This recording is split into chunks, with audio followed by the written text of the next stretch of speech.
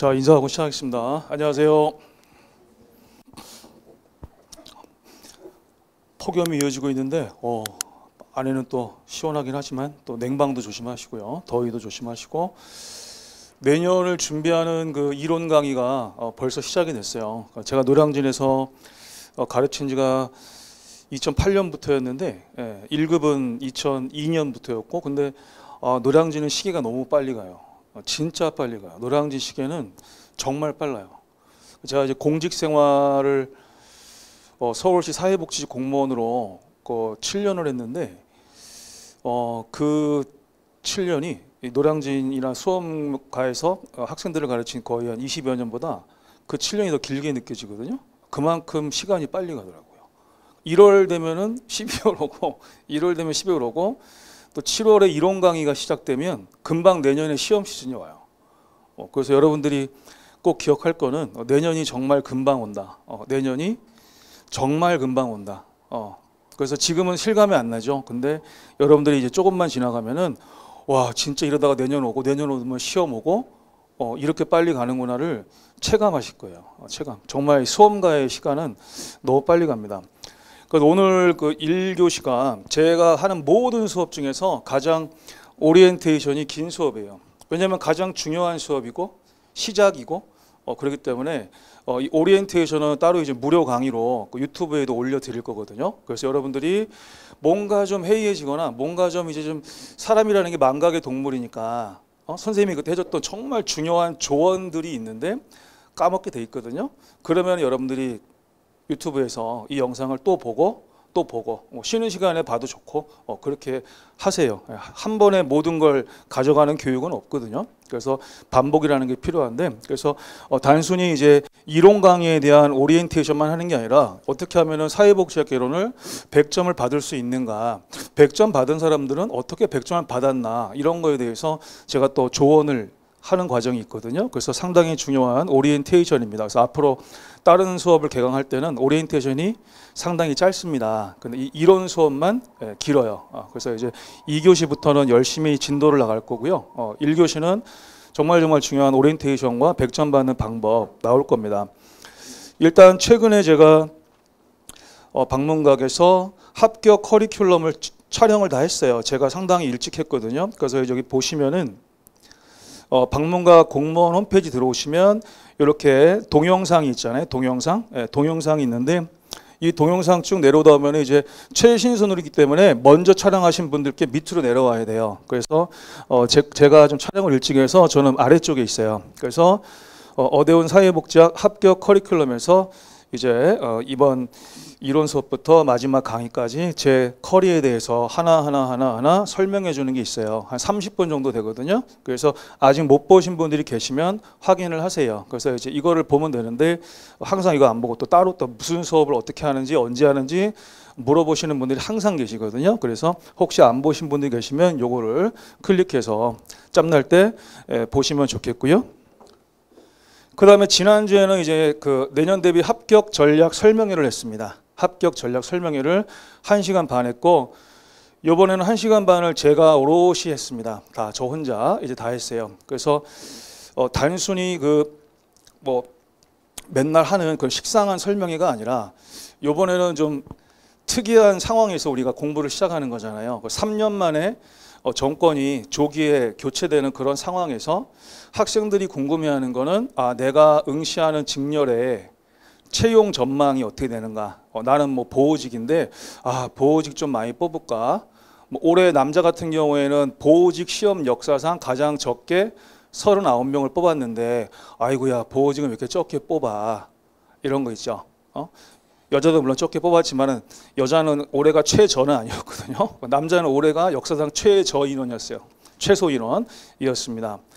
그 다음에 사회복지직은 2011년부터 대규모 채용, 제가 이제 이름을 붙이기를 1000명 이상 사회복지직을 뽑으면 대규모 채용이라고 부르겠다. 어느 정도가 대규모냐? 이게 정해놓은 게 없으니까 그냥 제가 임의적으로 1000명 이상이면 대규모 채용이라고 부르겠다 해서 2011년부터 무려 13년 연속으로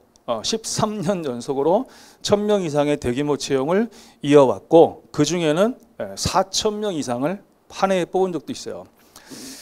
하여튼 그래서 많이 이제 채용이 늘었죠. 그러다가 정권 바뀌고 하여튼 인원이 줄었습니다. 그래서 작년에 이제 사회복지직은 뭐 972명, 올해는 962명에서 1000명에 가깝지만 어쨌든 이제 1000명이 안 되는, 그래서 대규모 채용이라고 제가 이제 부르진 않았죠. 근데 또 어떤 변화가 있었냐? 또 사회복지직 업무가 늘 수밖에 없는 입법이 있었고요. 그 법에 의해서 이제 시행을 할 때 그 법을 시행하기 위해서는 어떠한 인력이 필요할 거 아닙니까? 근데 그 가장 중요한 키워드가 통합 돌봄이라는 겁니다. 통합 돌봄. 근데 거기에서 사회복지직 공무원이 매우 중요한 역할을 해야 돼요. 그래서 지금 거의 읍면동에 최소 1명 이상의 충원이 필요합니다. 읍면동이 전국에 몇 개 있을까요? 수천 개 있습니다. 수천 개. 그러면 적어도 한 2, 3천 명 정도가 가능합니다. 그래서 이제 중요한 거는 일단 보호직도 역대 가장 적은 인원을 이제 뽑았기 때문에 여기서 더 줄 가능성은 없어요. 더 줄 가능성은 없고, 그래서 그러한 채용 전망을 제가 무려 한 5, 60명 정도의 그 현직 제자들과 그 다음에 이제 한 사무관 이상급 되는 직원분들한테 제가 일일이 물어보고, 그것도 뭐 전화로도 물어보고, 뭐 문자, 카톡 등등으로 물어보고 확인하고, 이렇게 해가지고 제가 이 설명회를 했습니다. 이런 설명회는 뭐 국어 선생님, 영어 선생님, 뭐 국사 선생님, 뭐 행정법 선생님이 해주겠어요? 전공 선생님이 해주는 거잖아요, 그렇죠?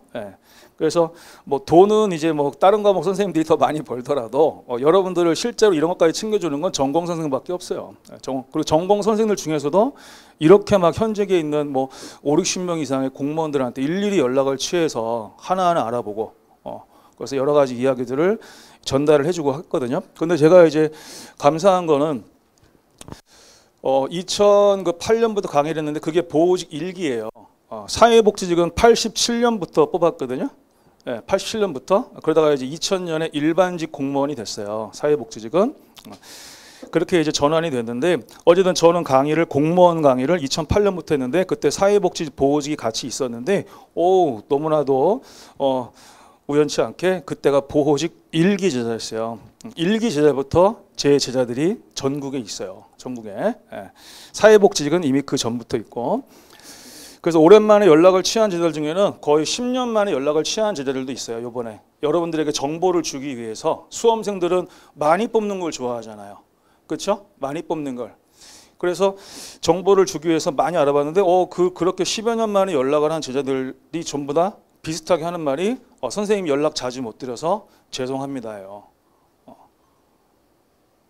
먼저 연락 주셔서 감사합니다예요. 그래서 내가 세상을 헛살진 않았구나 그랬고, 내가 이거를 이제 하기 위해서 하는데 중요한 거는 좀 정확한 정보가 좀 있었으면 좋겠다. 그런데 어쨌든 그 보호직 내부에서 또는 이제 법무부 범죄예방정책국에 도는 얘기, 또 사회복지직이면 또 전국에 보호직보다 비교도 안 될 만큼 많은 제자들이 있거든요. 그래서 보호직이 몇백 명이면 사회복지직은 거의 1만 명 이상이 제 제자입니다.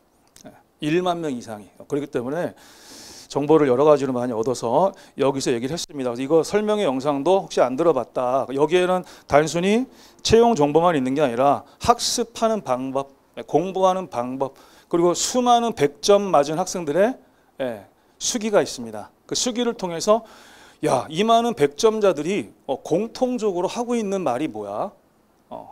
그거를 느끼세요. 느끼시면은 어센 말만 잘 들으면 되겠다. 그러니까 선생님 말씀 따라서 잘 가기만 하면 그렇게 많은 고생을 안 해도 사회복지학은 100점을 받을 수 있다. 물론 이제 시험이 너무 어렵거나 너무 지엽적인 게 나와서 100점 못 받아도 최상위권 점수는 받는다. 하지만 지금까지 웬만하면 항상 100점이 항상 나왔고요. 다만 이제 몇 명 나오느냐의 문제거든요. 항상. 그래서 그런 건데, 이걸 보면서 제가 너무 이제 감명받았던 게 댓글이에요. 댓글인데 현직 분들 중에서 한번 볼까요? 여러분들 안 보여도 괜찮습니다. 어떤 제자가 저한테 문자로 보내줬어. 후배들한테 얘기를 해달라는 거야. 자기가 직접 쓰지. 여기다가. 근데 쓰긴 좀 민망했는지 꼭 전해달라면서 문자로 보내줬어요. 자, 2012 제가 대신 전하는 겁니다. 2012년에 합격 임용되어 10년 넘게 보호직 공무원으로 일하고 있는 제자님의 메시지 전달 드립니다. 제가 전달 드리는 거예요. 이제부터 이 제자의 그대로 메시지입니다. 보호직은 단순 행정을 하는 공무원이라기보다는 사람을 대하는 현장 실무자라는 특성이 있습니다. 항상 인력도 부족하고 힘든 대상자들을 대하는 업무이지만 다양한 분야에서 개개인의 역량을 발휘할 수 있고 보람도 느낄 수 있는 직렬이니 힘든 수험생 시기 잘 이겨내셔서 현장에서 만나길 기대하겠습니다. 그렇죠? 그래서 보호직이 이런 직업이에요. 예. 당연히 이 세상에 밥 먹고 사는 직업 중에 안 힘든 직업은 없어요. 없는데 기왕이면 보람을 느끼고, 그렇죠? 그것도 그 대상자들이 대부분 범죄인이거나 비행 소년이잖아요, 그렇죠? 예. 그래서 그들을 만났을 때 나를 통해서 뭔가 긍정적으로 변하는 모습을 보면서 상당히 사람을 대하는 것이 얼마나 중요한지를 안다는 거죠. 그러면서 이번 정권에서 학교폭력 등 청소년 관련 정책이 한 꼭지로 들어가서 청소년 비행예방센터, 우리가 보통 표면적으로는 청소년 꿈키움센터인데 현직 공무원들은 이제 비행예방센터라는 말을 같이 써요. 같은 겁니다. 같은 거. 그래서 그 센터 확대 계획이 있다고 합니다. 해서 이제 이것이 인력 확대로 이어질 수 있으면 좋겠다. 그 지난 정권에서 워낙에 보호직을 인력 축소시켰어요. 아주 정책적으로. 교정직만 엄청 늘리고 보호직을 많이 줄였거든요. 근데 지금은 또 정권이 바뀌었기 때문에 분명히 달라질 거다라는 거를 기대할 수가 있죠. 그 다음에 또 밑에 보시면은 이분은 다른 분이죠. 자기가 직접 쓰셨네요. 본인이 자, 저도 어대영 교수님 덕분에 보호직에 입직한 지 15년 차 보호직 공무원입니다. 15년 차니까 아마 2010년이나 11년쯤 들어가셨겠죠. 자, 이 제자분이 누군지 저는 몰라요 지금. 예. 어대영 교수님의 훌륭한 가르침만 잘 따라가신다면 사회복지 보호직 그 어느 분야에도 고득점 합격이 가능하실 거예요. 보호직의 아버지 어대영 교수님 늘 건강하세요. 이제 이 보호직 1기부터 제가 가르쳤기 때문에 아마 그렇게 표현을 한 것 같습니다. 자, 그 다음에 실명으로 이제 남성 배동섭 이렇게 이제 올리셨거든요. 이분은 저보다 연장자세요. 저보다 연장자시고 2011년에 보호직에 합격하셔서 2011년에 입직하신 분입니다. 아까 좀 아까 제가 누군지 모르겠다는 분호가 아마 동기이거나 아마 그러실 것 같은데 이분은 지금 들어가신 지가 이제 14년 되셨고 정년이 3년 남으셨어요. 정년이 3년 남으셨어요. 저보다 연장자세요. 연장자. 근데 여기서 너무 길어갖고 제가 이거는 읽어드리지 못하겠고 여기서 하는 내용이 뭐냐면 1년차 때 교정직을 준비했었는데 떨어지셨고요. 전공이 교정학이십니다. 교정학. 떨어지셨고 2년차 때 사회복지직으로 바꾸셨대. 근데 그때 저를 만났대요. 2년차 때 저를 만났고 근데 그때는 제 말을 수긍을 하겠으나 실천이 안 되는 거지. 실천이. 그래서 이제 후회를 했다. 그래서 3년차 때 보호직으로 바꿨어요. 이분이 교정보호학과라고 하세요? 교정보호학과 경기대학교 그쪽이시거든요. 그래서 이제 보호직으로 바꾸셨는데 그때 이제 3년차 때부터 저의 조언을 따랐다라는 겁니다. 근데 이분이 하신 말씀 진작 따랐으면 좋았을 텐데 이 얘기를 하는 거예요. 이 얘기를 그러면서 그래서 필기도 월등하게 점수가 올라가셨고요. 올라가셨고 그 다음에 면접 코칭도 이제 제가 직접 해드렸는데 면접 코칭 때도 제가 이제 가르쳐준 그대로 저의 조언을 참작해서 강점은 살리고 약점은 보완해야 되는데 그래서 본인의 이제 단점을 제가 명확히 이제 짚어서 되게 많이 교정을 해드렸거든요. 그래서 이제 면접 때도 한마터면 큰일 날 뻔했다. 쌤 말 안 들었으면 이제 그런 얘기예요. 그런 얘기를 해놓은 거예요. 선생님 말을 일찍 들었으면 더 좋았을 거다. 근데 어쨌든 이분도 40 넘어서 공무원 되셔서 지금 14년째 생활하시고 이제 정년을 3년 앞두고 있다. 그런 이제 이야기를 써주신 겁니다.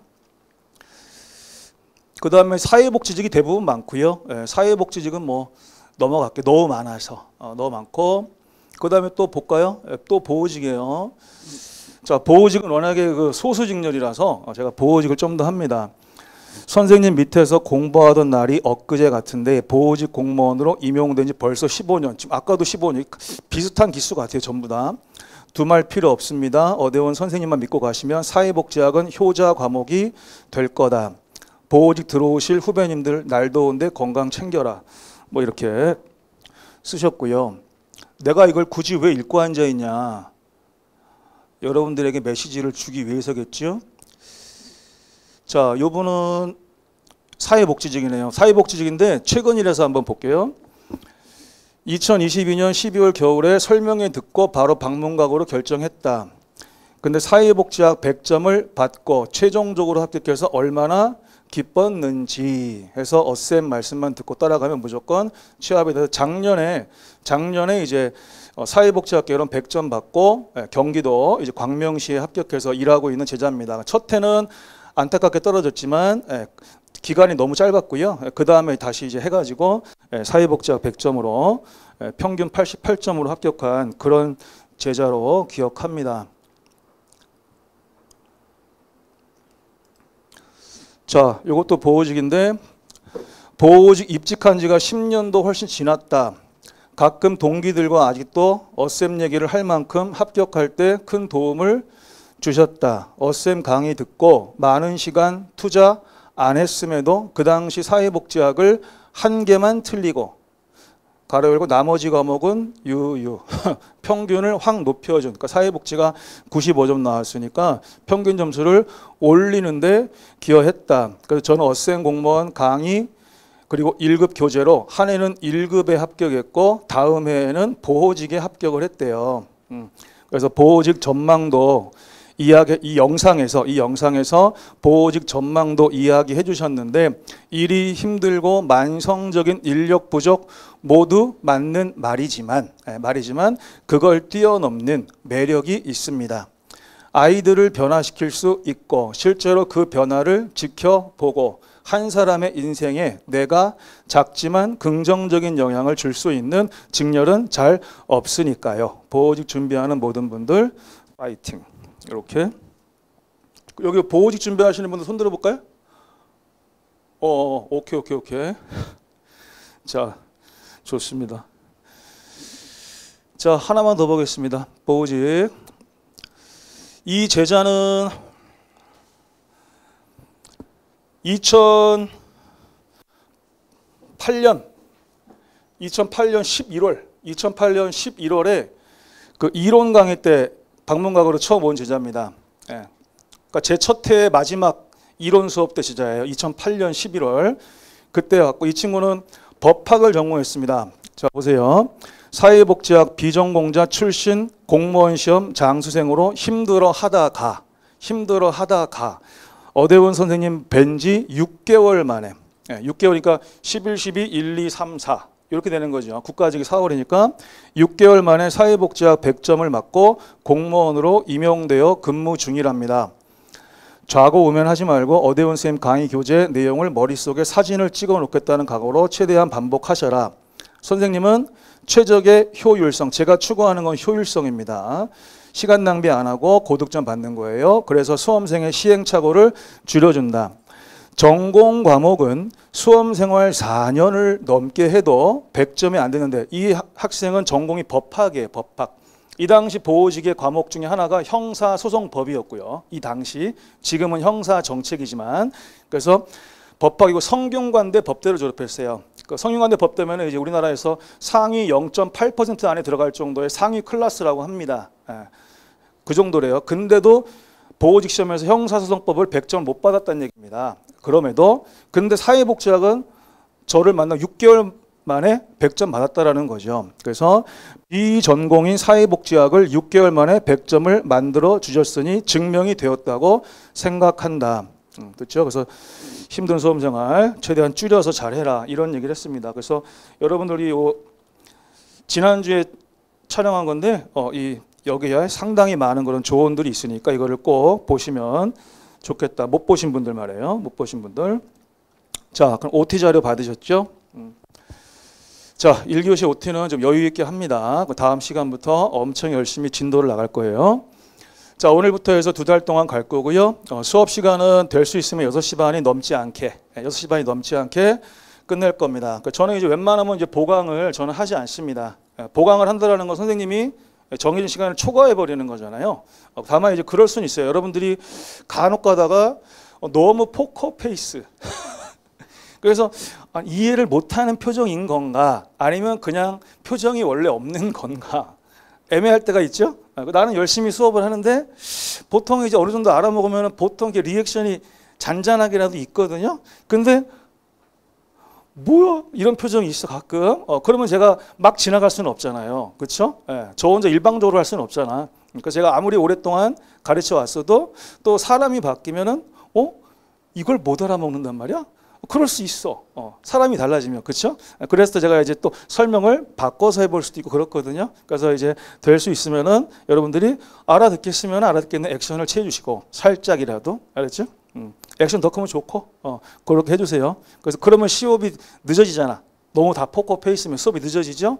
그러면 또 보강을 할 수도 있어요. 알았죠? 그러면, 그래서 그거는 이제 여러분들이 함께 좀 협력을 해줘야 될 부분입니다.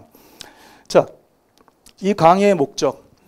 일단 우리 직렬의 전문 과목 고득점을 위해서 가장 중요한 수업입니다. 우리가 뭘 하든, 공부든 운동이든 뭐 예능이든 뭐든지 간에, 예체능이든 뭐든지 간에 기본기가 탄탄해야 된다는 말을 하죠. 그렇죠? 기본기가 탄탄해야 된다. 그 기본기를 갖추는 게 바로 이 수업입니다. 이 기본기를 갖춘 다음에 기출 문제를 풀어보는 거죠. 이 다음 강의가 기출이잖아요. 그랬을 때 이제 기본적인 거를 공부하고, 또 매주 선생님이 출제한 OX 문제를 풀어보고 자기를 점검하고, 또 장학금 기왕이면 욕심을 갖고 까지고 장학금 좀 타고, 그리고 이제 기출을 풀어보면은 괜찮게 풀리네, 내가 좀 하고 있네. 그럼 또 기출에서 또 OX를 또 합니다. 기출 지문을 가지고 또 OX를 해요. 그러면 내가 이제 기본기도 좀 했겠다, 기출도 지금 했고, 그러면 여기서 OX를 또 잘 본다. 그러면 이제 그때부터는 이제 공부 시간이 확 줄어요.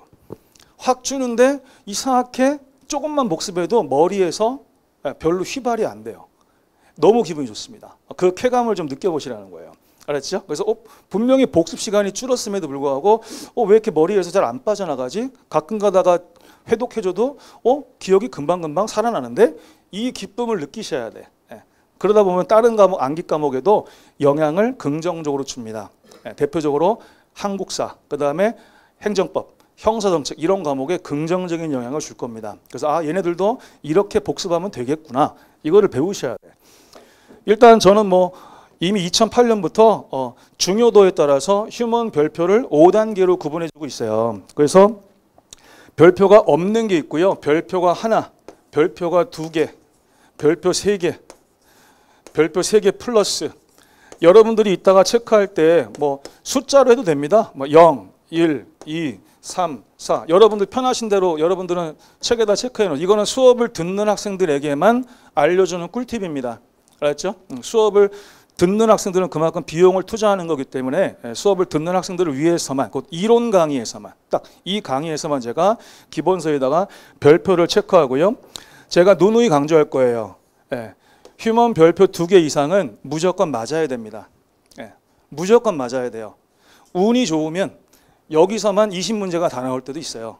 하지만 그건 운이 좋을 때고, 적어도 여기서 적어도 15문제 이상은 나옵니다. 항상. 항상 적어도예요.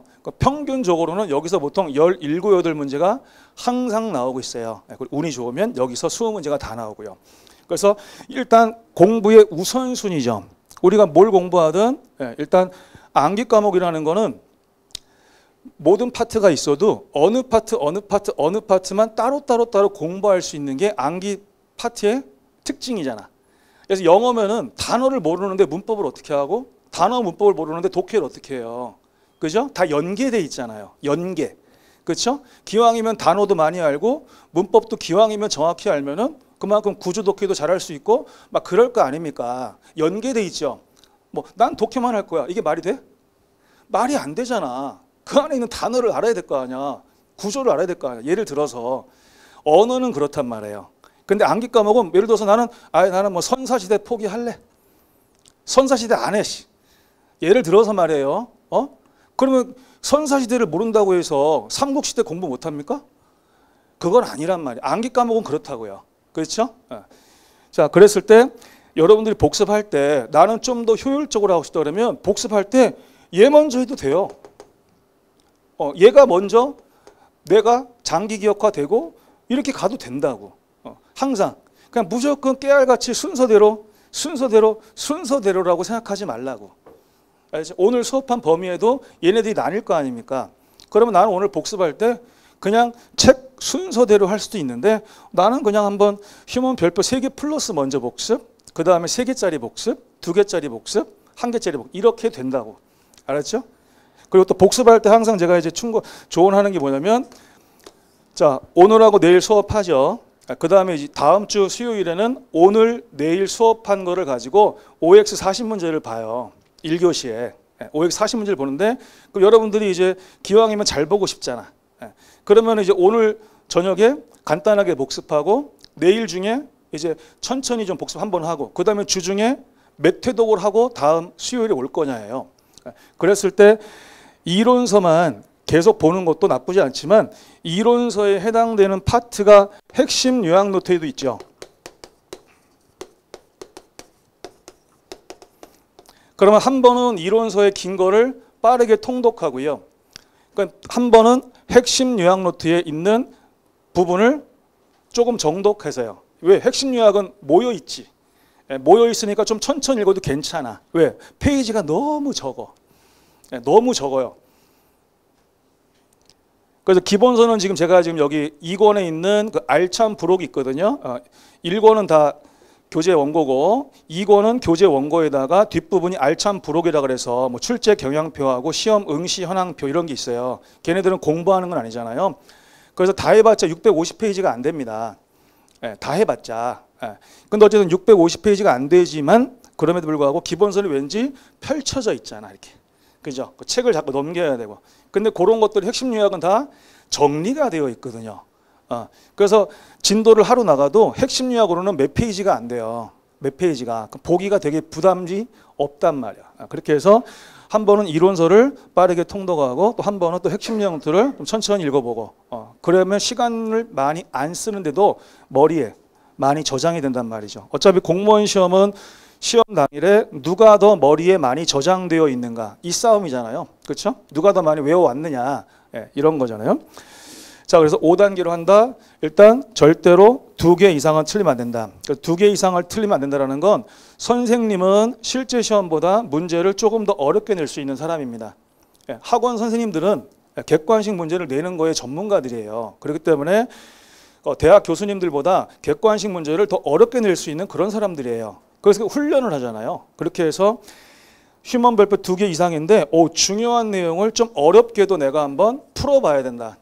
그래야 실제 시험이 쉬워지는 거예요.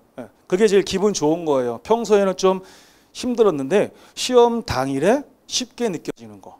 이게 제일 행복한 겁니다. 수험생에게는. 저는 그거를 이제 계속해서 추구하고 있고요. 자, 그래서 이걸 통해서 효율적으로 학습할 수 있는 효과를 제가 업시켜 드리고 있다. 여러분도 이걸 믿고 따라와 봐라. 일단 뭐 제가 붙인 말이 아니라 우리 제자들이 예전부터 붙여준 말입니다. 뭐 어셈은 버려주기의 달인이다. 뭐 줄여주기의 신이다. 그랬어요. 그래서 이론서도 제가 두꺼울 때는 한 1300페이지 정도 했었거든요. 그때는 합격 수기를 많이 넣었어요. 장문의 합격 수기. 지금은 그런 걸 다 뺐거든요. 근데 그럼에도 불구하고 원고가 많았어요. 많았는데 제가 하는 해마다 줄이는 노력을 계속 해왔습니다. 그 노력을 하는 데 있어서 제일 중요한 게 법령이 너무 많아요. 사회복지 법령이 40개 내외가 되거든요. 그러면 제가 이제 오랫동안 연구를 했어요. 이 많은 법령을 어떻게 하면은 확 줄이면서도 생소한 법령까지 커버할 수 있을까? 이거를 정말 많이 연구했습니다. 그래서 제가 법령 꿀팁이라는 거를 개발했습니다. 저의 노력으로. 그래서 모든 법령을 조문까지 다 공부할 필요가 없겠다. 그래서 일단 확률이 낮은 것들은 빼주거나 아니면 확 줄여줍니다. 그래서 그 파트를 줄이니까는 갑자기 1000페이지 미만으로 들어가더라고요. 그러면서 이제 해마다 제가 또 줄이고 이렇게 해가지고 지금은 공부하는 양은 예전에 비하면 줄었는데 해마다 100점 학생들은 계속 나오고 있단 말이죠. 그래서 제가 줄여주기, 그다음에 고득점 합격자 배출하신 저의 지혜로운 그런 수업 진행을 여러분들은 믿고 따라오면 됩니다. 믿고. 그래서 제가 이거 오늘 읽고 왔죠? 어쌤 믿고 따라가고 합격하고 그래서 오늘 첫 읽고 왔고요. 제가 이론 수업 때는 이제 제가 프로야구 유니폼을 좀 입고 올 겁니다.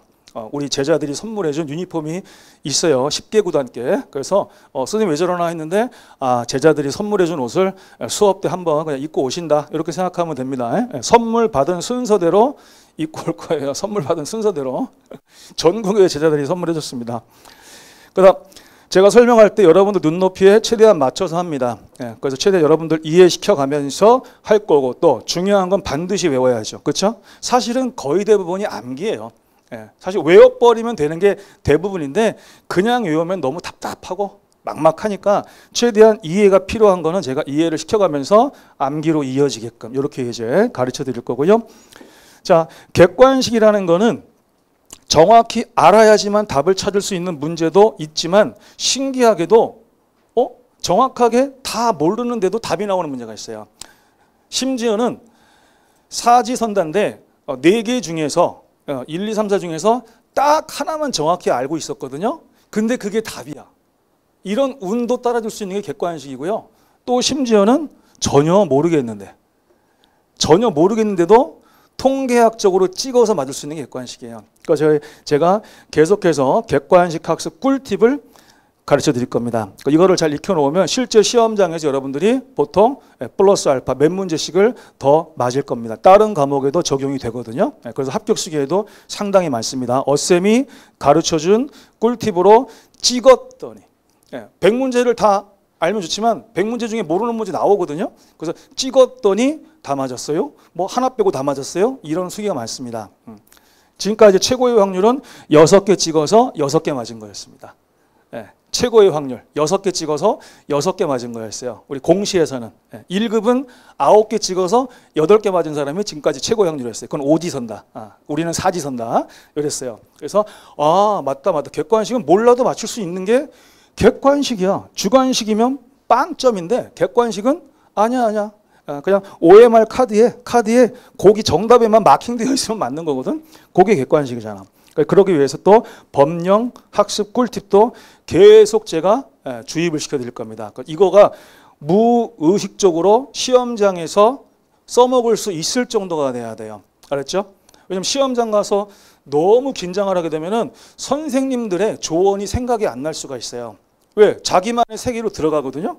그럼 안 돼. 항상 예를 들어서 영어 풀 때 우리 뭐 누구 쌤이 뭐라고 하셨지? 뭐 예를 들어서 진가영 쌤이 뭐라고 했더라 이때 이럴 때 예를 들어서 뭐 한국사를 하는데 뭐 누구 저랑 동갑내기인 노홍 쌤이 뭐라고 했었지? 이런 식으로 뭐가 생각나야 돼.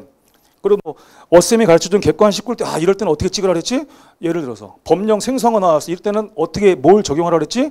이게 시험장에서 생각이 나야 되는데 그러려면은 많은 반복적 주입이 필요해요. 그래야 이제 의식이 아니라 무의식으로도 나도 모르게 뭔가를 적용하고 있어. 근데 알고 보니 이게 어쌤이 1년 전부터 계속 강조했던 그거를 내가 시험장에서 나도 모르게 써먹었구나. 이 정도가 될 거예요. 이 정도가. 자, 그 다음 휴먼 장학생 OX 모의고사를 봅니다. 언제부터 보냐? 다음 주부터. 다음 주부터 이제 마지막 주까지는 수요일 1교시가 항상 OX 모의고사예요. 그래서 시험 범위는 지난주 수요일, 목요일 수업한 내용입니다. 예전에는 계속 누적시켰거든요. 처음부터 배운 데까지, 처음부터 배운 데까지, 처음부터 배운 데까지 이랬거든요. 근데 여러분들이 복습을 또 하고 원래 그렇게 하는 게 좋은데 너무너무 힘들어하고 옛날 학생들보다 사회복지학 공부를 별로 열심히 안 해. 그래서 이 인간들을 어떻게 하면 좋지? 그래 한번 해보자. 왜냐면 어차피 기출도 진도대로 다 진도대로 나가니까 그러면 그냥 최대한 복습량을 줄여줘 보자. 어차피 앞으로 계속 반복할 거니까. 그렇게 해서 지난주 공부한 것만 알았죠? 그래서 딱 40문제고요 40문제를 푸는데 마킹까지 12분이에요 12분. 그러면 이제 처음 듣는 학생들은 40문제를 12분 안에 마킹까지 끝내러 가면 시간이 되게 모자랄 것 같잖아요. 그렇죠? 절대 안 모자랍니다. 시간이 모자라면은 그거는 읽는 거에 약간 좀 어려움이 있는 학생이에요. 예, 읽는 거가 뭔가 좀 어려움이 있는 그런 경우입니다. 그래서 일반적으로는 시간이 모자라지 않습니다. 우리는 일반적인 걸 추구해야 돼요. 알았죠? 일반적인 걸. 그래서 12분이면 충분합니다. 그럼 40문제인데 우리 공무원 시험 사지선다죠. 그렇죠? 그럼 40문장이면은 공무원 시험으로 하면은 몇 문제입니까? 10문제죠? 10문제를 풀고 이거 못 한다고? 이거 말이 안 되는 거예요. 말이 안 된다고. 그래서 당연히 12분 안에 다 끝날 수 있는 게 정상입니다. 예. 여러 번 읽을 필요가 없고 여러 번 읽으면 안 돼요. 왜냐하면 사회복지 제가 추구하는 건 자, 고득점인데 제가 추구하는 고득점은 어쌤이 추구하는 거예요. 제가 오래전부터 항상 추구해왔던 거. 사회복지학은 그냥 고득점이 아닙니다. 신속하면서도 정확하게 지문을 읽고 그리고 고득점이에요. 제가 말하는 신속 정확은 7분에서 8분입니다. 이걸 20문제를 갖고 가는 거예요. 그러니까 지금 시험 시간이 이제 올해부터 110분으로 늘었잖아요. 그렇죠? 국어하고 영어가 5분씩 늘어서 110분으로 늘었잖아요. 그럼 늘어난 이유가 있을 거 아닙니까? 왜? 읽는데 시간이 더 걸릴 걸로 예상이 되니까 늘렸을 거 아니에요. 그랬을 때 좀 더 확보를 더 해야죠. 언어 영역의 시간을 더 확보해야 될 거 아닙니까? 그러면 암기 과목에서 시간을 줄여야 되잖아요. 근데 암기 과목 전체 중에서 가장 시간을 짧게 잡는 게 사회복지학이에요. 그 다음에 한국사고, 그 다음에 행정법이에요. 보통은 그래요. 보통은 그렇습니다. 행정법이 제일 많이 걸립니다. 일반적으로요. 그래서 저는 일반적이지 않다. 그러면 이제 각자 시간을 조정할 수 있지만 저는 일반적인 얘기를 해드리는 겁니다. 그래서 사회복지학은 7, 8분 이내에 끝내셔야 됩니다. 물론 5분 만에 100점 맞은 학생들도 있어. 사회복지를. 근데 그 친구는 이제 그해 유독 좀 문제의 운과 또 문장의 길이 운이 같이 겹치면서 이제 5분 컷이 이제 가능했던 걸로 판단이 되거든요. 보통은 저는 7, 8분을 얘기합니다. 알았죠? 제가 지향하는 게 이거예요. 자, 그래서 이제 시험범위 그렇고 일정은 이제 다음 주부터 매주 수요일 1교시입니다. 여러분들이 잘 메모해 놓고 절대 수요일에는 지각하면 안 됩니다. 알았죠? 지각하면은 못 들어가요. 시험 보는 사람들한테 방해가 되기 때문에 지각하면 입시를 못합니다. 시험 끝나고 들어와야 되거든요. 시험 못 보면 또 휴먼 장학금도 받기 어렵겠죠. 그래서 수요일에는 정말 조금이라도 일찍 와서 여유 있게 마지막 벼락치기 하세요. 알았지? 시험 전에 마지막 벼락치기 되게 유용합니다. 되게 유용해요. 시험 직전에 본 거는 기억에 아주 선명하게 남습니다. 그래서 한 번 더 벼락치기 싹싹 하시고 시험 보십시오. 자꾸 그런 연습하세요. 자, 그래서 매주 40문제씩 수요일에 보고 총 280문제를 볼 거고 제가 이제 올해부터 휴먼 장학금을 범위도 확대하고 또 상향 조정을 했어요. 왜 그랬냐? 휴먼 장학금을 준 지도 오래됐지만 일단 여러분들에게 학습 의욕을 좀 더 키워드리기 위해서 수험 생활 중에는 뭔가 내가 노력하는 거에 대해서 보상받을 일이 별로 없어요. 모의고사 잘 봤어도 뭐 누구한테 막 자랑할 것도 별로 없거든. 그래서 엄마 나 저기 뭐 아빠 나 뭐 엄마 누구 뭐 애인한테 뭐 친구한테 야 나 이번에 모의고사 잘 봤잖아. 그래 잘했다. 뭐 근데 뭐 어쩌라고. 그렇죠? 그래서 뭔가 좀 이렇게 좀 물질적인 보상도 있으면 좋잖아. 기왕이면 그래서 저는 오래전부터 이제 하다가 처음에는 이제 책으로 주다가 그 다음에 문화상품권 주다가 그 다음에 이제 여기 노량진에서 다수결로 했는데 진짜 예외 없이 100% 현금. 정말 다수결로 했거든요. 와, 그때 한 90몇 명이 수업 듣는데 제가 솔직히 물어볼게요. 상품권하고 현금 중에서 뭐가 더 좋겠냐 그랬더니 진짜 그냥 90몇 대 빵이야. 알았습니다. 일단 현금으로 가겠습니다. 이렇게 하고 가끔 상품권도 섞어서 주고 합니다. 섞어서 주고. 자, 그래서 고득점으로 가기 위해서 그러려면 공부를 열심히 해야 되잖아. 근데 공부를 열심히 하려면 뭔가 좀 이렇게 동기부여가 될 게 있어야 되는데 저는 좀 물질적인 것까지 제가 섞어서 주겠다. 그래서 금년 25년을 맞이하면서 제가 휴먼 장학생 범위를 80점 이상에서 70점 이상으로 확대했어요. 그러면 70점 이상이면은 OX에서 70점 이상 받는 게 어려울까요? 안 어려워요. 70점 미만 맞는 게 더 어려워요. 예, 나중에 봐봐. 나중에 봐보라고. 그래서 OX야. 지금 사지선다가 아니야. OX는 이미 공부를 안 해도 맞을 확률이 몇 %예요? 50%야. 50%. 그래서 이제 특히 공시생이 OX를 70점 이상 못 맞는다? 그거면 그 공시생으로서 상당한 문제가 있는 거예요. 예. 제가 그 사회복사 1급 강의를 주말에 하고 있고 지금 1급도 이론 강의하고 있거든요. 근데 1급은 제가 좀 많이 참아요. 왜냐면은 일단 연령대가 6, 70대 분들이 여러 분 계시고, 예, 일단 50대면은 젊어.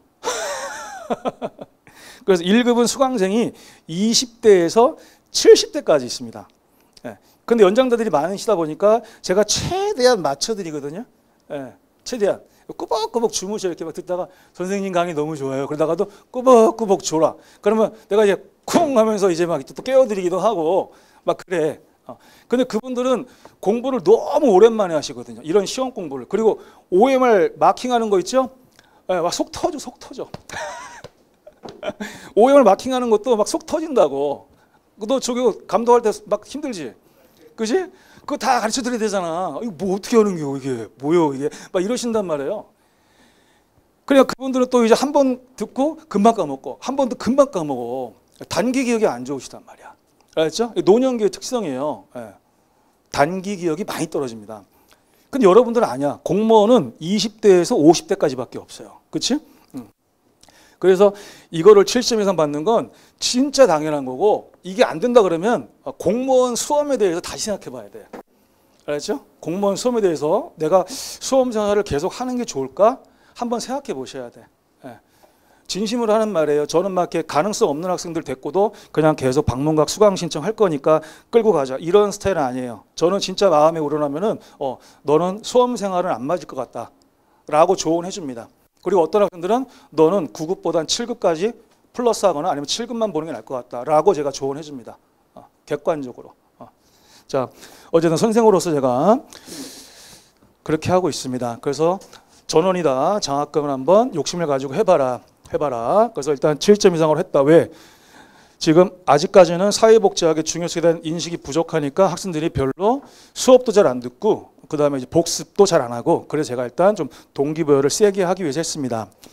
그래서 기왕에 시작한 공부니까 한번 열심히 해보자. 여러분들이 사회복지를 잘 배우면 그만큼 서비스의 질적 향상에도 기여합니다. 사회복지직만 뭐 어려운 사람들을 대하는 것 같죠? 아니야. 그런 게 아니라고. 보호직도 대부분이 어려운 사람들을 대하고 있어요. 아까 얘기하잖아요. 그렇죠? 사람들을 상대하는 직업이다. 그런 거죠. 그래서 기본적으로 사람을 어떻게 다루는가, 어떻게 다루니까 그들이 마음을 열고 어떻게 다루니까 그들이 긍정적으로 변화하고 또 공무원에게 제일 중요한 거는 민원이 발생 안 하는 거. 특히 나를 타기 싫어. 그 민원 때문에 정말 마음이 많이 불안하게 그렇거든요. 공무원들은 나를 타겟으로 막 인터넷 민원, 방문 민원 해가지고 뭐 어디에 근무하는 누구 공무원 진짜 걔 어쩌고저쩌고 막 하면서 난리 납니다. 그러면 진짜 정신적으로 힘들어요. 그래서 민원이 어떻게 하면 안 생기가 그게 다 뭐예요? 사람을 어떻게 다뤄야 되는가. 이거가 정말 중요하거든요. 그래서 공부 플러스 그런 것까지도 여러분들이 덤으로 배우실 겁니다. 그래서 어떻게 확대를 했냐. 올해부터 70점 이상도 포함시켰는데 처음에 5,000원, 만원 이렇게 갔거든요. 근데 이게 5,000원을 주는 게 좀 그렇더라고. 그래서 5,000원을 주더라도 뭐 상품권으로 주거나 뭐 해야 되는데 아예 그냥 확 올려버리자. 까짓 거. 확. 그래서 만원, 2만원, 3만원, 5만원, 7만원, 10만원 올렸어요. 알았죠? 그래서 만원은 제가 이제 아마 문화상품권으로 드릴 거고 2만원부터는 무조건 현금으로 드릴 거예요. 알았죠? 자, 그리고 이제 80점 이상인 분들은 이제 휴먼 상장도 있습니다. 휴먼 상장. 상장도 예쁘게 제작해서 직인 찍어서 드릴 거고요. 그 다음에 이제 선생님하고 저녁 식사도 같이 할 겁니다. 그래서 만약에 기분 좋거나 뭐 그러면은 같이 데리고 갈 수도 있어요. 밥 먹으러. 자, 어쨌든 즐거운 또 추억도 만들고 하면 좋습니다. 자, 휴먼 장학 지도가 어떤 직간접적 학습 효과가 있습니까? 인강은 직접적으로 장학금을 받는 경우가 별로 없지만 왜 효과가 있습니까? 일단 자신의 복습 상태는 곧 실력이죠. 그거를 확인하죠. 어쨌든 인강으로 공부해도 OX 문제를 안 풀어볼 리가 없거든요. 그런 다음에 제가 실강 학생들의 점수대를 불러줘요. 뭐 오늘 제일 잘 본 학생이 몇 개 맞았고, 뭐 2등으로 잘 본 학생이 몇 개 맞았고 해서 어느 정도까지 불러주거든요. 그럼 인강으로 보면서 아, 내가 현장에 있었으면 나도 상위권이구나. 나도 장학금을 받을 수 있는 실력이구나. 그러면서 이제 또 본인에게 칭찬을 해주고요. 그 다음에 또 반대인 경우에는 또 아유야 내가 좀 열심히 안 하고 있네. 잘 모르네. 그러면서 또 이제 본인에게 뭐 벌을 줄 수도 있는 거죠. 그래서 실강을 통해서 이제 우리가 대리 강화도 할 수 있고요. 그 다음에 자기에게 칭찬을 하거나 자기 자신에게 벌을 주는 자기 강화. 이게 전부 다 반듀라라고 하는 이제 학자의 개념들이거든요. 그래서 인강 학생들이 생각보다 상당히 점수에 신경을 쓰고 있습니다. 그래서 보통 100점 만점도 놀랍게 실강보다 인강이 훨씬 많고요. 1급도 합격자가 실강보다 인강이 절대 다수로 많습니다. 일단 수강생 자체가 인강이 훨씬 많아요. 훨씬. 그러면서 당연히 사회복지학은 이제 고득점 전략 과목이 되는 거고요. 아, 이렇게 복습했더니 진짜 올라가네? 그러면 다른 과목, 암기 과목 공부할 때도 이렇게 하면 되는구나 해서 다른 과목 성적 향상에도 좋은 영향을 미칩니다. 많은 합격 수기에서 이런 얘기를 해주고 있고요. 그 다음에 실강의 경우에는 이런 효과를 다 가지고 있죠. 다 가지고 있으면서 많든 적든 경제적인 도움도 될 것이고 또 수험생활에 정말 큰 활력소가 되더라고요. 그래서 휴먼 장학 제도가 수험생활에 너무 큰 도움이 됐다라고 한 그런 합격자들이 너무 많고요. 또 나중에 소중한 추억이 됩니다. 그래서 상장 버리는 사람 없고 그 상금 봉투도 제가 예쁘게 스티커도 붙이고 도장도 찍고 해가지고 드리거든요. 버리는 사람이 없더라고요. 그래서 휴먼 장학생 출신들 중에서 최소 70% 이상이 공무원이 됐습니다. 공무원. 어마어마한 통계입니다, 이거. 왜냐하면 사회복지학만 뭐 장학금 탔다고 해가지고 잘 받았다고 해서 무조건 합격하는 게 아니지 않습니까? 근데 사회복지학에서 고득점 받고 동기부여가 되니까 다른 과목에도 그게 탄력이 되는 거예요. 탄력 효과가 생겨가지고 그만큼 학습 능률을 올려줬다는 겁니다. 이게 되게 중요한 거예요. 되게. 자, 그 다음 인강 학생들도 실질적인 물질적 혜택을 볼 수 있는 게 있어요. 그게 이제 바로 휴먼 3+3 장학 이벤트입니다. 인강도 되고 시간 다 됩니다. 그래서 백화점 모바일 상품권을 3만 원권을 문자로 싸드립니다.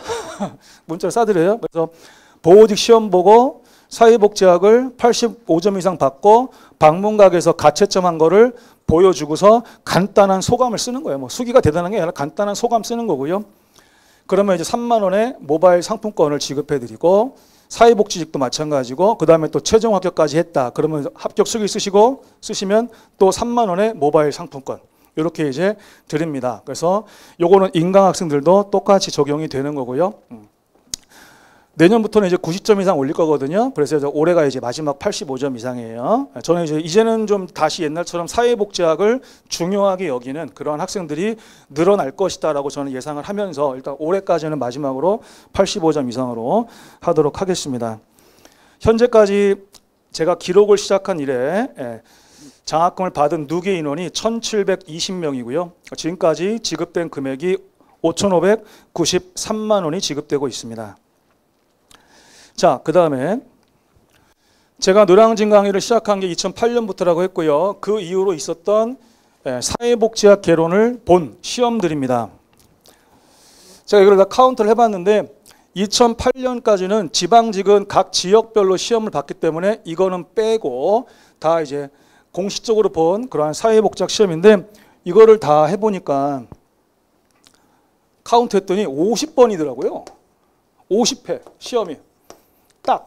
딱 50개가 됐어요. 50번의 시험이 있었어요. 사회복지학 개론을 선택 과목이든 필수 과목이든 본 게. 근데 50번인데 제가 지금 체크한 게 있거든요. 6월 2011년, 2012년 우리 사회복지직하고 그다음 2017년에 서울시 시험하고 그다음에 2019년에 서울시. 그다음에 이거는 교정직 경채예요. 지금은 뭐 교정직 경채를 안 뽑고 있거든요. 그래서 50번 중에 5번, 5번이 3문제 이상. 제가 이제 이렇게 체크한 거는 뭐냐면 20문제 중에 3문제 이상이 지역적인 내용이 출제된 거. 교과서 외의 내용이 출제된 겁니다. 그러면 확률적으로 지금 퍼센티지가 어떻게 됩니까? 10%인 거죠. 그렇죠? 그러니까 10번 보면 한 번 정도가 20문제 중에 3문제 이상이 이제 교과서 외에서 나온 거다. 우린 그걸 지엽적인 내용이라고 표현합니다. 지엽적인 내용이다. 그러면 여러분들은 90%를 생각하고 공부하는 게 맞냐? 아니면 10%를 생각하고 공부하는 게 맞냐? 어느 게 맞을까요? 당연히 얘입니다. 예. 우리는 객관식 시험 보죠? 객관식 자체가 확률 게임이에요. 객관식이라는 것 자체가 확률 게임. 그래서 당연히 이거를 생각하고서 보면 되고, 이 중에서도 이 5회 중에서도 2012년 9월 사회복지 시험만 5문제 이상이 완전히 생소하게 나왔습니다. 그냥 찍기 시험이지, 찍기 시험. 찍기 시험. 그래서 공부를 많이 했냐 적게 했냐가 의미 없는 그런 거 있죠. 단순 찍기. 올해 뭐 보호직 형사정책도 그런 문제가 뭐 한두 개 나왔다고 하더라고요. 그냥 찍어야 되는 문제. 너무 지엽적인 법령 이런 게 나왔다고 하더라고요. 근데 어쨌든 이제 얘만 5문제 이상이고 나머지는 다 딱 3문제였어요. 딱 3문제만 지엽적인 거였어요. 자, 그래서 저런 경우는 우리가 특별히 이제 어떻게 해결하느냐? 제가 가르쳐준 객관식 꿀팁, 그 다음에 법령 꿀팁, 이거를 적용해서 가면 됩니다. 저런 경우가 발생하더라도, 알았죠? 있더라도 그 꿀팁을 적용해서 해결을 하시면 됩니다. 그리고 그 외의 시험은 뭐예요? 50번 중에 45번은 다 평이하게 그냥 그 안에서, 우리 교재 안에서 다 나왔단 말입니다. 자, 그러니까 이제 해마다 100점이 나왔고 딱 요 해만 유일하게 100점이 안 나왔던 해였어요. 제가 가르치고 나서 유일하게 100점이 안 나왔던 해입니다. 이때도 보호직은 또 95점은 많이 나왔는데 아쉽게 100점은 안 나왔었어요. 아쉽게. 하지만 나머지는 다 100점이 나왔다. 단 몇 명 나왔느냐가 문제다. 몇 명. 그런 문제입니다. 그래서 항상 확률을 중요시해라. 자, 그래서 2022년부터 이제 비정상의 재정상화가 1년 차였습니다. 그래서 9년간의 그 선택 과목 제도라고 하는 진짜 말도 안 되는 그런 제도가 유지되어 오면서 전공의 중요성을 잃어버리고 있었거든요. 그랬을 때 이제 1년 차지만 지금까지도 계속해서 이제 전공 과목 또는 직렬 전문 과목이죠. 보호직이면 사회복지 형사정책, 사회복지직이면은 사회복지 행정법 이렇게 되는 거잖아요. 그랬을 때 이제 그 직렬 전문 과목의 중요성을 좀 많이 좀 잃어버렸었는데, 글쎄요, 제가 이제 올해부터는 좀 더 이제 정상화가 더 되지 않을까, 수험생들의 그러한 자세도 좀 정상화가 이제 되지 않을까 이렇게 예상을 해봅니다. 자, 그 다음에 자, 고득점으로 합격하는 제자들하고 또 떨어지는 제자들하고 비교를 제가 해봤어요. 오랜 기간을 비교해봤어요. 일단 고득점으로 붙는 학생들은 그게 온라인이든 오프라인이든 공통적으로 일단 수업 중에는 강의에 정말 오롯이 몰입합니다. 선생님의 이야기를 한마디도 놓치지 않으려고 합니다. 잘 들어야 됩니다. 잘 들어야 돼요. 그러면서 이제 중요도 체크를 해놓죠. 제가 수업하다 보면은 이거 다음 주에 OX에 꼭 내요. 이렇게 낼 거예요. 심지어는 문제까지 가르쳐주기도 해. 그러면 이제 기가 막히게 빠르게 체크해 놓는 거지. 체크를 잘해야 돼. 체크를. 그래서 2022년에 3관왕한 그 남자 김태희라는 제자가 있어요. 남자, 항상 남자라고 해줘야 돼. 남자 김태희라고 있어요. 저기 문 앞에 맨 끝에 앉았어. 항상 조자리에 맨 뒤에 오른쪽 끝에 앉아가지고 수업을 들었는데, 그 제자가 휴먼 장학금을 싹쓸이 했습니다. 싹쓸이. 그랬는데 그 제자는 그 전에 5년간을 보호직하고 일행직을 준비했어요. 보호직, 일행직. 근데 계속 떨어졌어. 물론 아깝게 1점 차이도 떨어지고 막 이렇게. 또 필기는 한 번 붙은 적이 있는데 그 똥줄로 붙어가지고 이제 최불 한 번도 있고. 그러면서 자기 인생이 너무 이제 불쌍해졌잖아. 근데 5년 차를 지내면서 주변에서 너 사회복지직 한번 해봐. 조언을 했대요. 그래서 얘가 사회복지사 2급 자격증을 병행한 거야. 병행. 그러면서 2급도 따야 되죠. 2급 따려면 또 사회복지 현장 실습도 해야 되죠. 그 다음에 이제 보호직은 또 놓치고 싶지 않죠. 그 다음에 사회복지직도 당연히 봐야죠. 근데 2022년 그때는 이제 선택 과목 제도가 아니었잖아. 이제 필수죠. 그러니까 얘는 또 형사소송법을 새로 공부해야 되고, 그 다음에 행정법도 새로 공부해야 되고 사회복지학도 새로 공부해야, 세 과목을 새로 공부해야 되는 위기에 놓인 거죠. 전공 실습도 해야 되고 너무 바빠진 거죠. 근데 그때 저를 만났습니다. 바로 이 수업에서, 이 7, 8월 이 수업에서 저를 만났어요. 저 맨 뒤에 앉았어. 근데 첫 수업부터 장학금을 받더라고. 근데 제일 잘한 게 뭐냐? 선생님이 가르쳐준 복습 방법을 따라한 겁니다. 그 복습 방법이 뭐냐면, 만약에 제가 4시간을 수업했다고 칠게요. 4시간 수업에다 칠게. 그럼 복습 시간은 절대 2시간을 넘기지 말아라. 절대. 맥시멈이 2시간이다. 왜? 암기 과목이기 때문에 그래. 예를 들어서 영어가 노베이스인데, 영어가 노베이스인데 영어 수업을 들었어. 그러면 그 영어 수업은 수업 들은 거에 10배 이상을 복습해야 돼요. 예. 언어는 그래. 언어는 친해질 때까지 그래야 돼요. 예. 언어는. 그럼 4시간 수업 들으면 40시간 이상을 복습해야 되는 게 언어야. 언어. 왜? 그 안에는 외워야 될 단어도 많거든. 외워야 될 수거도 많고.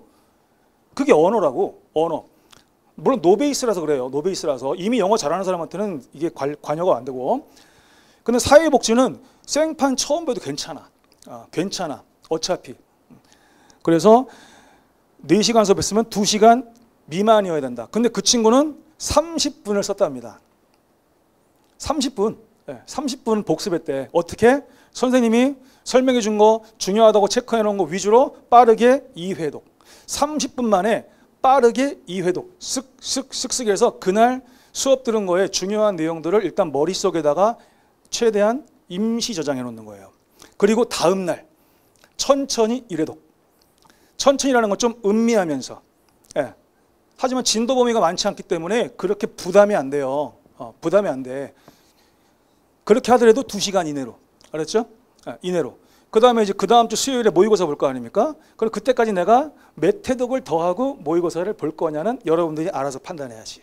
알았죠? 일단 다음 주에 한번 봐보고, 복습 한두 번 더 해야 되겠는데? 다음 주에 봤는데 괜찮아. 내가 상위권이야. 그러면 요 정도만 하면 되는구나. 알았죠? 이거예요. 근데 중요한 거는 회독을 더 여러 번 하는 게 중요한 거지. 꼼꼼하게 하나하나를 다 이해하려고 하지 마세요. 그럴 필요가 없어요. 알았죠? 그럴 필요 없어. 어차피 계속 내년까지 배우고 또 배우고 배우고 또 배우고 할 거기 때문에 그렇게 할 필요가 전혀 없습니다. 자, 그래서 이걸 잘 하시고 그 다음에 선생님하고 최대한 소통하려고 합니다. 소통이 잘 되면 언어적인 기억은 무조건 더 많이 나게 되어 있습니다. 근데 소통을 잘 안 하려고 하잖아요. 그러면 자기한테도 손해입니다. 자기한테도. 그래서 최대한 소통을 어떤 식으로든지 간에 하시면 좋고, 근데 떨어지시는 분들은 어때요? 뭘 자꾸 혼자 쓰고 있어요. 이걸 못 고치는 분들이 있어요. 책에 있는 걸 계속 쓰고 있어. 책에 있는데 어차피 읽을 건데 왜 써? 그지? 그래서 제가 이제 가끔 필기를 가끔 해드리지만 그거는 이렇게 써놓으면은 복습할 때 좋은 점이 있어서 제가 좀 써놓으라고 하는 거예요. 써놓은 거고 웬만하면 필기를 제가 안 시키거든요. 그래서 이제 필기 지적하고 있고, 선생님의 설명과 강조 사항을 수시로 놓치다 보면 복습할 때 포인트를 잘 몰라. 그러면 책을 의미 없게 읽습니다. 의미 없게 읽어요. 알았죠? 그래서 제가 버려주는 거를 복습하시면 안 되잖아요. 근데 포인트를 자꾸 놓치니까 체크도 불안정하고, 그러다 보니까 자꾸 의미 없는 거를 읽게 됩니다. 쓸데없는 거를. 그러면 본인에게만 손해가 되는 거죠. 자, 그 다음에 이제 이론 수업 들었다, 복습한다. 고득점으로 붙는 학생들은 수업 당일에 반드시 합니다. 빠르면 쉬는 시간에 해요. 피곤하지 않으면. 쉬는 시간에 피곤하면 쉬어야 돼. 그죠? 근데 피곤하지 않다, 컨디션 괜찮다 그러면 방금 전에 수업 들은 거 중에서 중요한 거 한 번 더 머릿속에 빠르게 저장해 놓으세요. 그리고 화장실 갔다 와도 괜찮습니다. 빠르게. 그래서 강조 내용 중심으로 빠르게 1회독에서 2회독을 하고요. 제가 아까 말한 그 제자입니다. 상관왕. 왜 상관왕이냐? 1급 합격, 보호직 합격, 경기도, 부천시 사회복지직 합격. 3관왕을 한 제자입니다. 인생이 바뀌었답니다. 저를 만나서. 자, 그래서 그 다음에 다음 날이나 다다음 날, 늦어도 다다음 날은 해야 돼. 그러니까 오늘이면은 내일이나 모레까지는 해야 되는 거예요. 그래서 그 이내에 천천히 1회독. 하지만 천천히라고 해도 절대 수업 들은 시간에 2분의 1을 초과하면 안 돼요. 알았죠?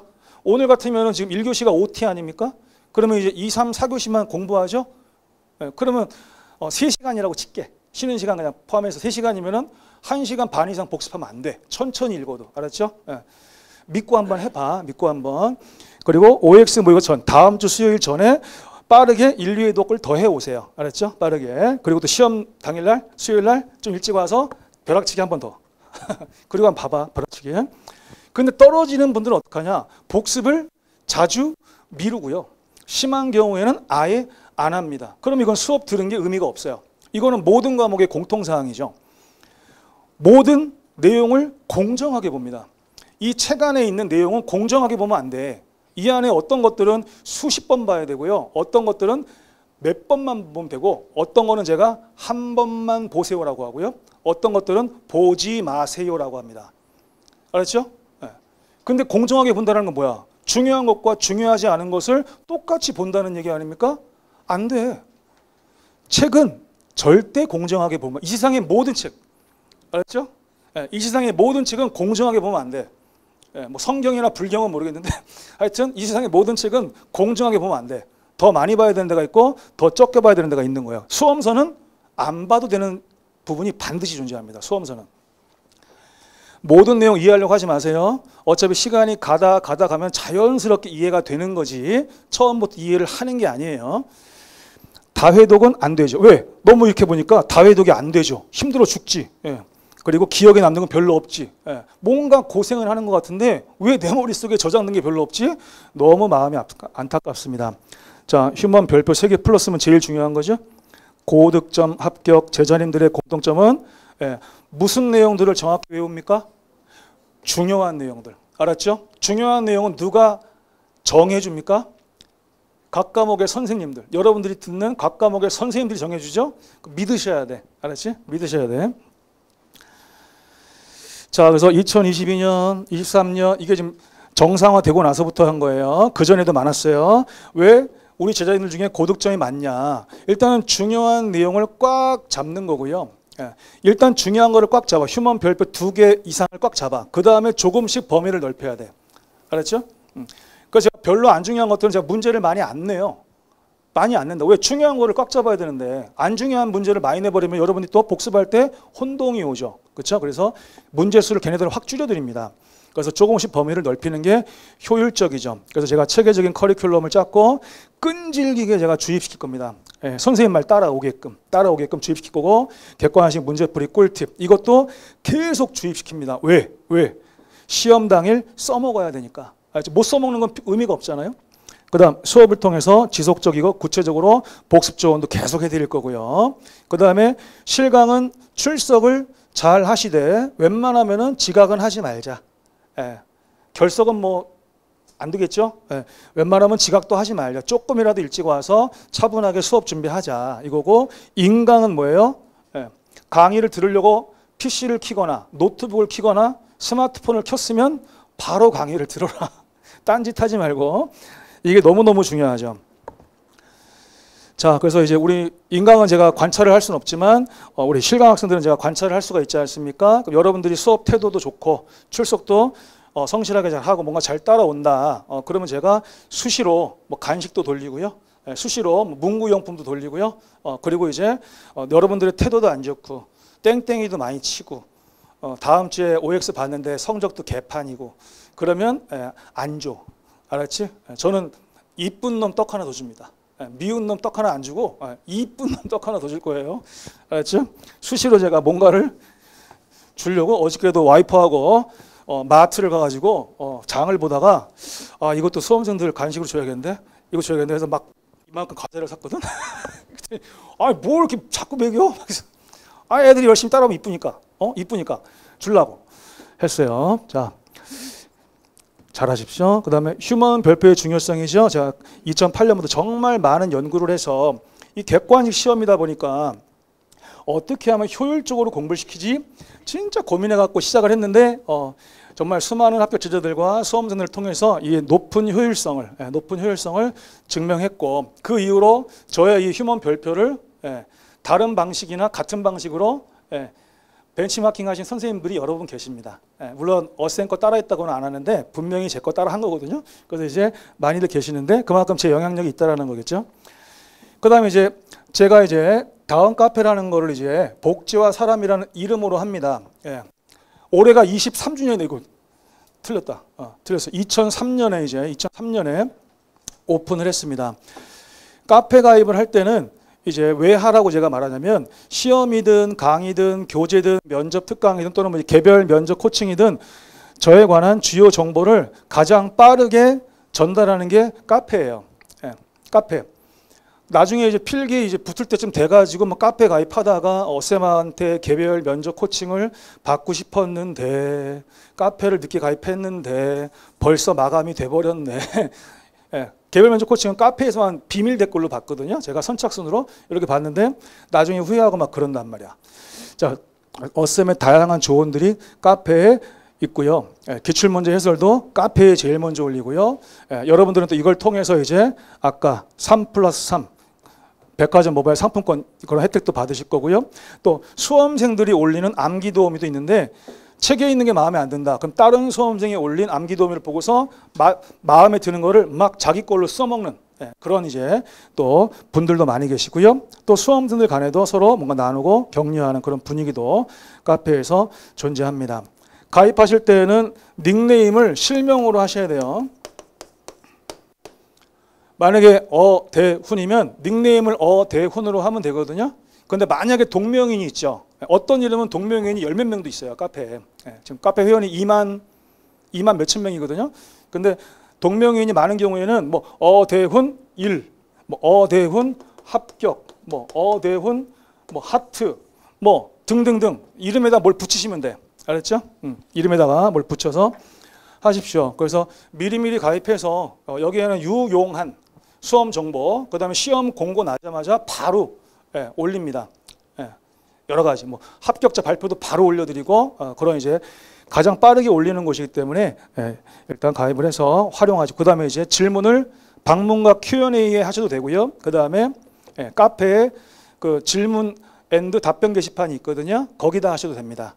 자기가 편한 데다 하시면 되고 실강 학생들은 그냥 저한테 직접 물어보시면 되고요. 쉬는 시간에 아무 때나 물어보시면 됩니다. 그 다음에 이제 유튜브 어쌤TV를 제가 하고 있고요. 최근에 이제 5,000명이 넘었습니다. 최근에 유익한 영상 많고 방문과 공무원에도 이제 제 코너가 또 따로 두 가지가 있습니다. 그래서 여기에서 여러분들이 활용할 거는 짬 공부 무료 영상인데 뭐 암기 도우미 특강 시즌 1, 시즌 2 이런 거는 다 공부 영상이거든요. 공부. 간단한 것들이에요. 그렇게 해서 걔네들을 이제 짬 공부용으로 또는 화장실이나 뭐 밥 먹을 때 이럴 때 짬 공부용으로 쓰시는 거 매우 좋습니다. 짬 공부용으로 무료 강의니까요. 자, 그렇게 해서 가고 자, 책에 있는 거 하나만 보고서 가겠습니다. 책 3페이지에 보면은 밑에 감사의 마음, 감사의 글이라는 게 있어요. 하나 볼게요. 예전에 합격수기가 이제 학생들한테 상당히 도움이 된다 그래서 합격수기를 많이 수록했었는데 그게 너무 지면을 많이 차지하기 때문에 제가 이제 지면에 영향을 안 주면서 그냥 사이사이 공간을 활용해서 이렇게 이제 그 정리를 해서 올리고 있거든요. 자, 김윤미 제자입니다. 아까 제가 경기도 광명시 작년에 사회복지학 100점 맞은 제자라 그랬죠. 그 제자거든요. 그 제자가 쓴 글이 공무원 시험에서 100점이라는 점수를 처음 받아봤답니다. 저번 국가직은 이제 4월에 보호직을 받다는 얘기인데 보호직 때는 사회복지가 85점밖에 안 돼가지고 많이 아쉬웠대요. 근데 본인이 목표로 하는 본시험에서 사회복지 100점이란 끝판 점수를 받아냈고 뭐 수험생들 중에 타학원 사회복지 강사님들의 수업이나 동영 자료도 같이 이용하시는 분이 많이 계실 텐데 저는 온리 어대영 교수님의 수업들과 동영만 듣고 100점을 받았다. 그랬어요. 이 친구가 그 전년도에는 준비 기간이 한 4개월밖에 안 돼서 이제 아쉽게 떨어졌어요. 그때도 사회복지는 95점 받았어요. 지방직에서. 근데 1년 만에 하나를 올린 거야. 근데 더 올라갈 데가 없잖아. 100점이니까, 그지? 그래서 지방직 시험에 사회복지를 한 번은 95점, 그 다음에는 100점 받았는데 그렇게 이제 끝냈다라는 거고. 암기 과목은 여러 선생님의 수업을 들을 필요가 없거든요. 언어는 문풀 같은 경우에 다른 선생님 거를 병행해도 괜찮아. 언어는 워낙에 문제 유형이 다양해서 그렇게 하는 경우가 있어요. 그 괜찮은데 암기 과목들은 그냥 한 선생님 수업만 쫙 따라가면은 됩니다.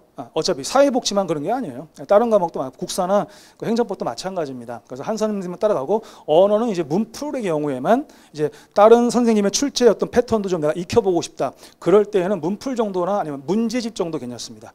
예, 하지만 앙익 과목 그럴 필요가 없습니다. 정했으면 그냥 그 한 명으로 가시면 됩니다.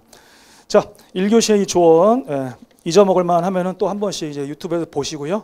일단 첫날 첫 시간이기 때문에 여유 있게 오리엔테이션 했습니다. 쉬었다가 이제 다음 시간부터 열심히 진도를 나가겠습니다. 쉬세요.